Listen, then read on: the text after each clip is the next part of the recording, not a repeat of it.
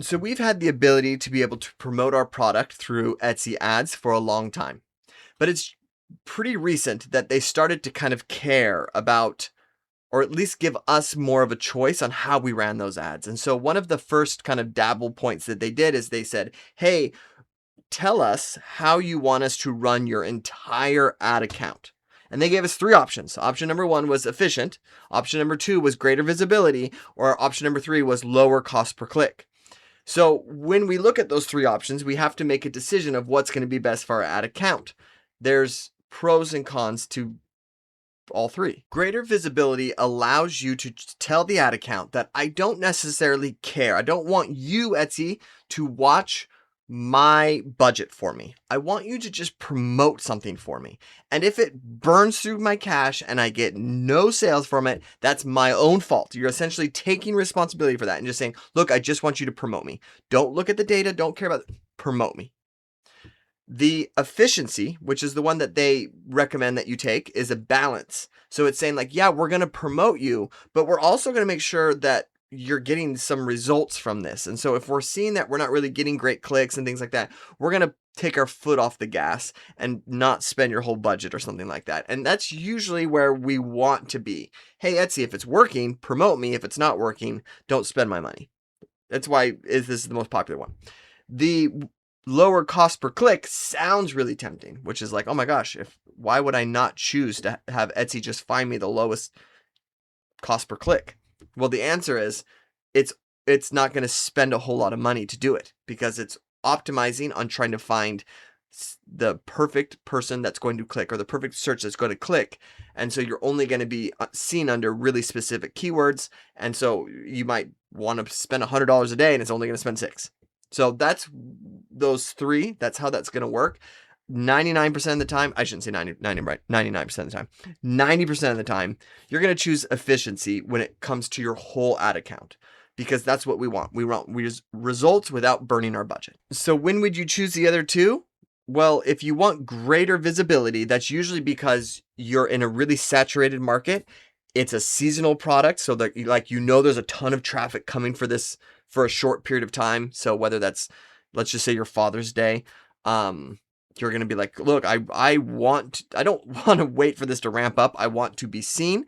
And I think this is kind of like a little bit of a deeper way of looking at it, but it's when you don't mind if you're going to be seen inspirationally and detailed. So let me give an example of this. If you sold a cake topper and that cake topper was themed for Sesame Street, don't do it. You might get hit with copyright, but follow my analogy here. You wouldn't want to say greater visibility because it's going to promote your Sesame Street cake topper when someone is searching for just like birthday decor. So Jared Robinson, who's 38, might search birthday decor and then an Elmo thing pops up and you paid for this. And I'm not going to, I'm no interest. And so that's why you don't want to do greater visibility because you don't want to necessarily be found under inspirational keywords when you have a themed product like this.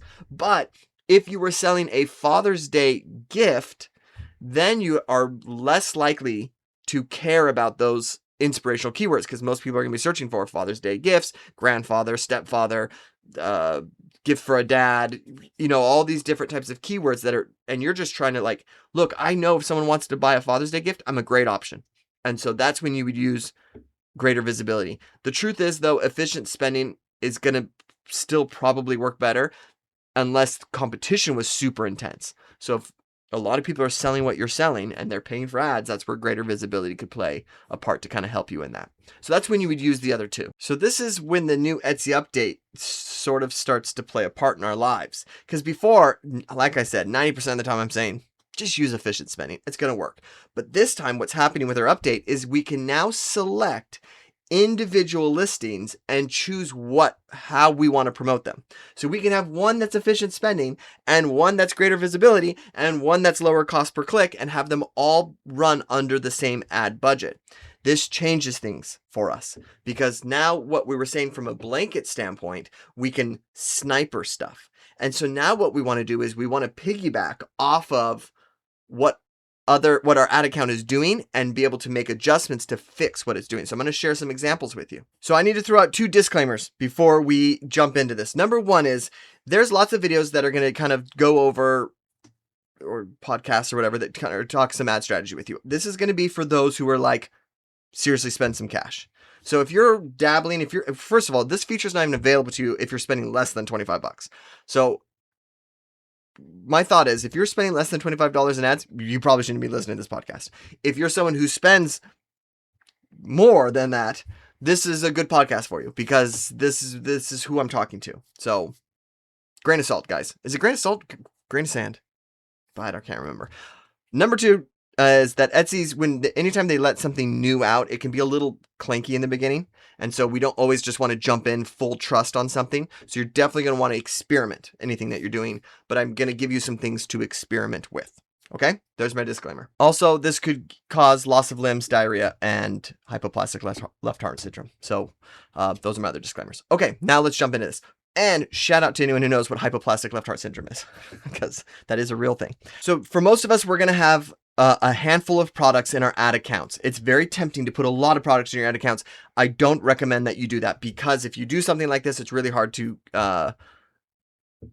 manage. You're just kind of giving stuff to Etsy and be like, I hope it works. And if it doesn't work, you're like, I don't know why it's not working. And if it is working, you're like, oh my gosh, I'm just going to not touch it because it's working, or I don't know what to do. But if you start with just like something that's very manageable, you can quickly get it to start working and then scale what's working. So I'm a big believer of, I try to avoid things that can compete against each other, not because it's going to be the end of the world, but just because at scale, I find that it starts to not spend. So if you for example, if you sell bracelets and you have 27 bracelets in an ad account, it doesn't spend.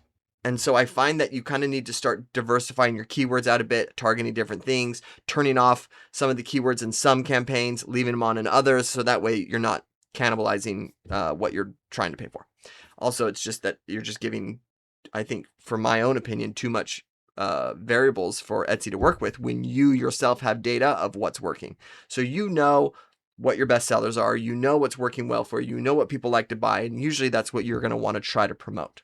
Okay, but then there's the argument of, well, Jared, what if I have something that I think people are going to like? For example, a new product. So for the most part, this is what I say. When you get a new product, let it sit for about a week organically, and then kick it up onto some ads. Now, what happens so much for people is they'll have an ad account, let's just say it has 8 listings in it. They then get 2 new products out. They're super excited. They drop their new 2 products in. They put them onto ads. And at the end of 2 weeks, those 2 products have spent $1 each. And you're like, I want to promote this. And then for most people, when I do look at their ad accounts, there's 1 to 2 listings that are taking a majority of people's budgets. And sometimes those 1 to 2 listings can have lower ROAS connected to them. So meaning it looks like this. You have 5 products up. 2 of them have a 2 ROAS on them. And then the 3 over here have higher ROAS, but much lower spend on it. So it's hard to know, do I turn off my big ones? Because that's where all my traffic is coming from. And if I do, is it just going to force the spend to the bottom 3? Not always. So now we have this really cool option. And again, we're in test mode on this. But now we can say, what if instead of trying to turn off the ones that's sucking up all my budget with a little bit of a lower ROAS that I'm not happy with, and we just switch it to, hey, lower the cost per click. Because now what we're essentially saying is, hey, this ad set has a lot of data connected to it. It probably knows what keywords perform the best. And let's just focus on that. And so you can now turn that off and start to see some ROAS bump to what you're doing. Now, here's the question. Are you going to be getting as much spend as you were before? Probably not. But we're going to bump the ROAS up on it. And where you can have other listings that are getting the spend, because keep in mind, if you were to do this before to the whole ad account, this is where you would just be like, oh my gosh, I have a $50 budget. My thing's only spending $7. And so is it worth it? No. But now we can just say, hey, what about just that one listing that's taking up all my clicks? Just you. And everyone else, give it some spend, give it some spend, give it some spend. And so you can start to push things. What if there's something that's not getting spend and you're trying and you're trying and you're trying to get it spend and it's not getting spend? Greater visibility. Hit the greater visibility on it. See if it will pull. Now, I have a couple students in my mastermind.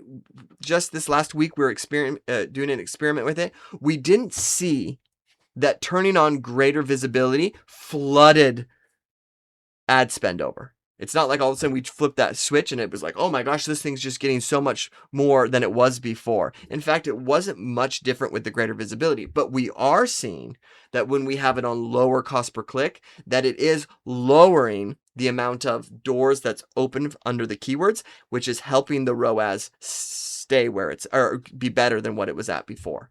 And so where we can pair this now with, hey, Etsy, you're spending all your money on these 2 listings, and I have all these listings down below that aren't getting anything. Hey, lower cost on these guys. And if you're watching on the video, I have my hands going on this.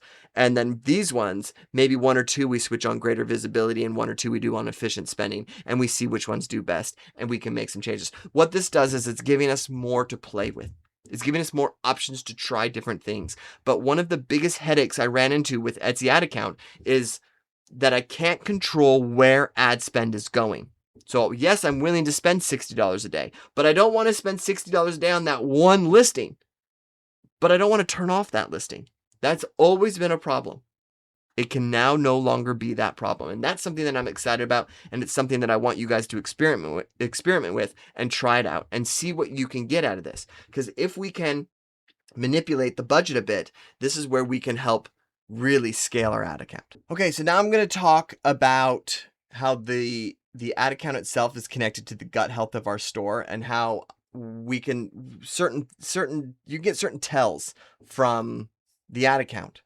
So I think doctors will work this way. When we're looking at gut health, there's just some symptoms of some things that you can be like, oh, that's probably connected to this, or that's probably connected to that. Speaking of something that has nothing to do with anything, I had this neighbor, he's like 10 years younger than me. He walked out, the guy was walking like the Tin Man. He had his legs were, he wasn't bending his knees when he was walking.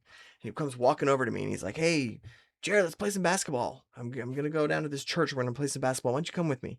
And I was like, dude, I don't want to end up walking like you. I can't. Yeah, this is a terrible pitch. You're walking like you just got off the short bus. And the dude didn't know what I was talking about. He's like, what do you mean? I was like, what do you mean? What do I mean? Dude, you're not bending your knees. That's the weirdest walk I've ever seen. You look like, if I only had a brain. No, that's the Scarecrow. But you know what I mean? And he completely was like, I don't know what you're talking about. And I was like, well, I feel terrible. This happened a couple times in my life. I met someone the other day and he had really long arms. And I said to him, oh my gosh, your arms are so long? Because they were like down to his knees. And he was like, no one's ever told me that before. I was like, what? How has no one ever told you that you have long arms? I said, you'd be an excellent swimmer because your arms are so freakishly long. And he was like, well, I am a great swimmer. I was on the swim team. I did really well. I'm like, well, it's because you got freakishly long arms. This has nothing to do with anything. Sorry. Let's get back on track. Okay, so before I derailed that, we were talking about how an ad account can reflect your gut health of the store. So a healthy ad account, because here's just boil it straight down. If you have a product that when the right person sees it, they buy it. That's your job as an Etsy seller. You're supposed to create a good product. And if someone is on your listing, they want to buy your product. If you have that, your ad account should reflect that, which means, hey, Etsy likes to promote me because when they promote me, people click on me. Etsy gets paid when people click.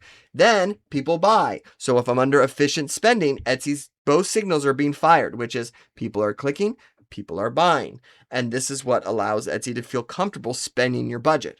So if Etsy isn't spending your budget, this is usually a sign that something is not quite there. Now, it could be demand. You might be trying to sell something that doesn't get that much traffic in a day.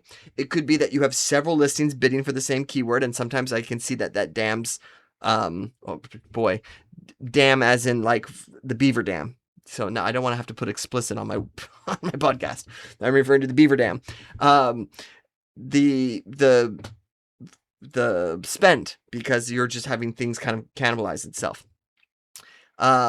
Another reason why it won't spend sometimes is that you have a product that's taking a majority of the spend and it's just probably not doing as well as it could or something along the lines of that. So nothing else is getting its spend because it's spending you aggressively in the beginning parts of the day and stuff like that. Where this is where some of the techniques we talked about before are going to make a difference or going to help that, where you can put that to more of a lower cost, and then have that hopefully push some spend down. Okay. So if Etsy's starting to get a signal that if we're trying to be efficient and we're not being efficient, that's usually when we start to see the ad spend not spend as much.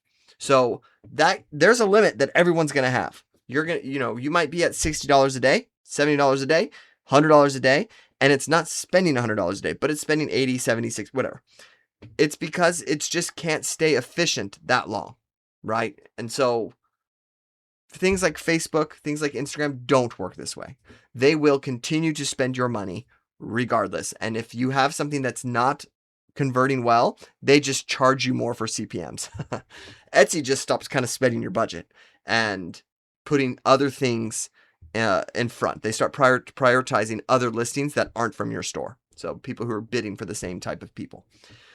So this is why I say it's a gut check to your store. If you're seeing that you're not getting the spend and let's just say you have $13 and it's not spending $13, that's usually a sign of you need to do a better job at either attracting the click or winning them over in conversion.